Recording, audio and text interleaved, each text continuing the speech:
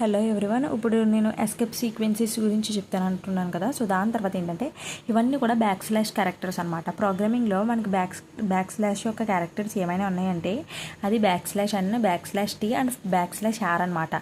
If back slash ఏంటంటే step by step రావడం కోసం జస్ట్ లైన్గా రాకుండా స్టెప్ బై స్టెప్ వస్తుందన్నమాట. ప్రతి ప్రింట్ ఆఫ్ చేసేటప్పుడు ఎంటర్ ట్యాబ్ ప్రెస్ చేయకుండా జస్ట్ లైన్ బై లైన్ వచ్చేయాలని అంటే జస్ట్ మీరు ప్రతి స్టేట్మెంట్కి చివర డబుల్ కొటేషన్స్ పెడతారు కదా, డబుల్ కొటేషన్స్ చివర ఏంటి పెడతారంటే బ్యాక్ స్లాష్ టీ పెట్టండి. టీ పెడితే అదే ట్యాబ్ అయిపోతుంది నెక్స్ట్ స్టెప్లోకి వచ్చేసరికి.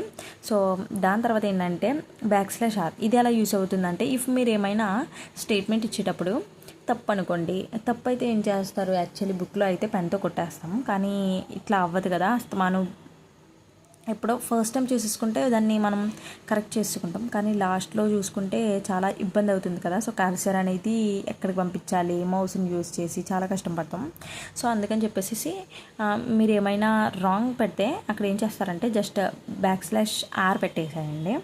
బ్యాక్ స్లాష్ ఆర్ పెడితే ఏమవుతుందంటే దాన్ని డిలీట్ చేసి ఎగ్జాంపుల్ చూసుకోండి, ప్రింట్ ఎఫ్ బిఈ పాజిటివ్ అని పెట్టాం. బిఈ అనేది రాంగ్, జస్ట్ పాజిటివ్ ఒకటి ప్రింట్ అవ్వాలనుకుంటే జస్ట్ ఈ రెండింటికి మధ్యలో స్లాష్ ఆర్ పెట్టేసామంటే బిఈ అనేది డిలీట్ అయిపోయి ఓన్లీ పాజిటివ్ అనేది ప్రింట్ అవుతుంది అనమాట. ఓకేనా. సో దాని తర్వాత ఇవన్నీ కూడా ద మీనింగ్స్ అనమాట. అంటే బ్యాక్ స్లాష్ ఎన్ అంటే న్యూ లైన్, టీ అంటే ట్యాబ్, సో డబుల్ కొటేషన్స్ అంటే ప్రింట్ ఒకటే ప్రింట్ అవుతుంది. బ్యాక్ స్లాష్ ఏ అంటే